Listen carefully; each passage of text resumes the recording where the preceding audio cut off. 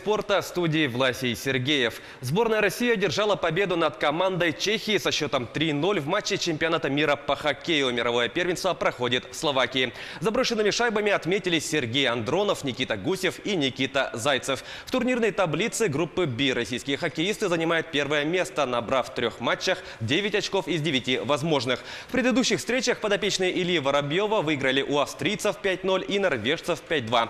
Чехи 6 очками идут третьими. В следующем матче сборная России 15 мая сыграет с командой Италии. Чехи днем позже встретятся с латвийцами.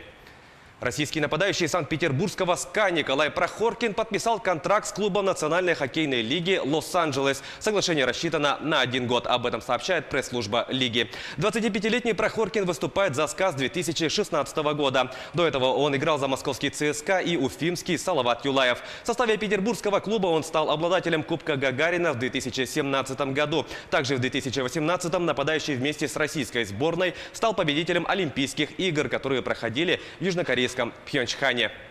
Российский моряк в отставке Федор Конюхов завершил первый этап плавания через Тихий океан на весельной лодке. В субботу он достиг берегов Чили, рассказывает Анастасия Дмитриева.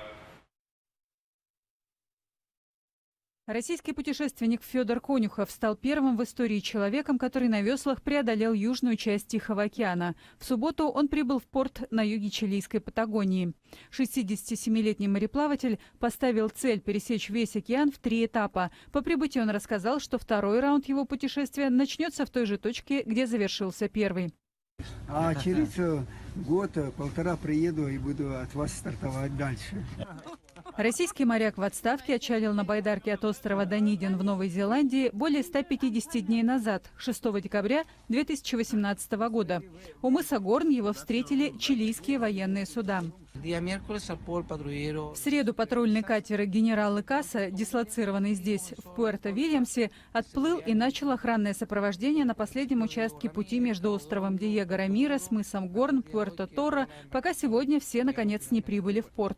Конюхов пересек на весельной лодке 11 тысяч километров, что является на сегодня абсолютным рекордом. Голландский защитник футбольного клуба «Ливерпуль» Вирджил ван Дейк признан лучшим игроком английской премьер-лиги. В минувшем сезоне защитник сыграл во всех 37 матчах команды в национальном первенстве, в которых забил 4 мяча и сделал 2 результативные передачи. Напомним, что Ван Дейк является самым дорогим защитником в истории футбола. Его трансфер из Саутгемптона в прошлом году обошелся Ливерпулю в рекордные 75 миллионов фунтов стерлингов. Международный союз футбольных ассоциаций дал Российскому футбольному союзу разрешение на использование системы видеоассистента рефери в ответных встречах полуфинала Олимп-Кубка России. Матчи пройдут 15 мая.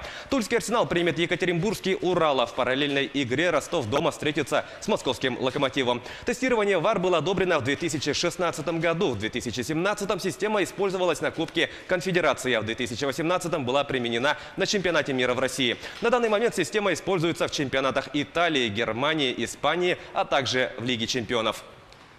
Сегодня мини-футбольный клуб «Алмаз Алроса» проведет ответную четвертьфинальную игру стадии плей-офф Высшей лиги России с екатеринбургским «ЗИКом». Первая встреча завершилась победой мирнинцев со счетом 9-2. Напомним, в финальную часть чемпионата «Алмаз» вышел с 3-й позиции конференции «Запад». Его соперник по 1/4 финала вышел со 2-го места в Восточной конференции. В прошлом сезоне команды встречались в серии матчей за бронзовые медали турнира. В обеих играх тогда победу праздновали якутские футболисты. Матч «ЗИК-Алмаз» стартует сегодня в Екатеринбурге в 22:30 по якутскому времени. Якутяне стали призерами первенства России по боксу. Соревнования в Оренбурге собрали на своем ринге 269 спортсменов. Наша республика была представлена 3 боксерами, 2 из которых по итогам турнира взошли на пьедестал почета. Назар Андреев, представляющий поселок Маган и город Москву, выиграл 3 поединка из 4 и стал обладателем бронзовой медали весовой категории до 75 килограммов. Еще одну награду бронзового отлива команде Якутии принес уроженец Мегино-Кангаласского улуса Евгений Мартынов, выступавший в категории до 49 килограммов. Благодаря данному успеху якутяне попали в юниорскую сборную России. Это были новости спорта. Всего доброго!